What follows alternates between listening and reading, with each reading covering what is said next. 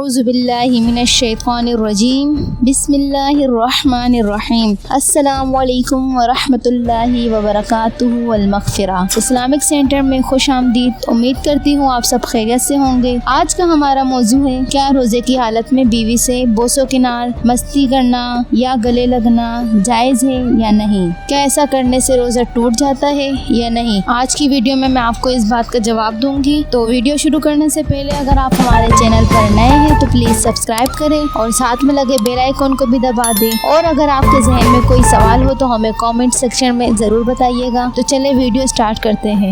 سب سے پہلی بات آپ ذہن نشین کر لیں کہ روزے کی حالت میں ہم بستری کرنے سے سختی سے منع کیا گیا ہے، کیونکہ اس طرح کرنے سے روزہ ٹوٹ جاتا ہے اور اس طرح کرنے سے گناہ ملتا ہے اور اس کا کفارہ بھی ادا کرنا پڑتا ہے۔ تو چلتے ہیں اپنے ٹاپک کی طرف کہ بیوی سے روزے کی حالت میں بوس و کنار یا حق کرنا جائز ہے یا نہیں۔ تو چلیں میں آپ کو بتاتی ہوں۔ روزے کی حالت میں اپنی بیوی سے بوس و کنار کرنا جائز ہے، لیکن اس صورت میں ہو کہ آپ کو شہوت نہ آئے۔